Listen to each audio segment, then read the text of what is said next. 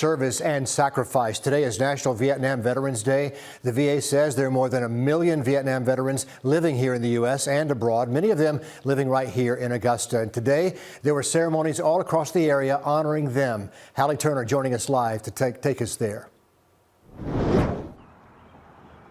Yeah, Richard, many Vietnam veterans don't talk about their time overseas or what life was like when they returned home. They tell me there were no parades, no thank yous, and more, which is why ceremonies like today are so important to them. Ken Eaton says during his 12 months in Vietnam, there were days with no water and little food. And when he returned home, there was no love. We weren't treated very well.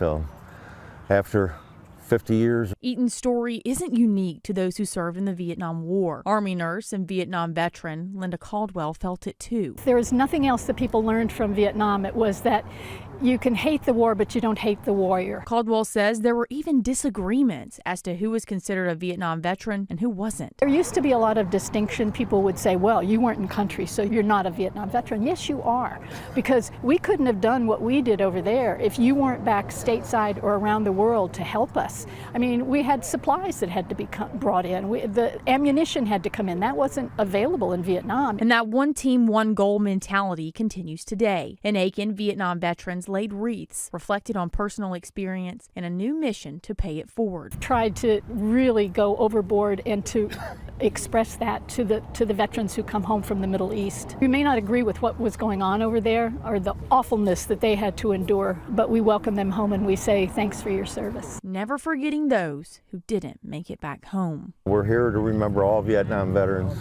and their service. I'm so proud of this organization. And those new efforts to honor those who served in Vietnam continue right here at home, like this memorial over here on Broad Street. Hallie, we hope they feel appreciated on this day and all the rest of the days as well. Hallie Turner live for us downtown. And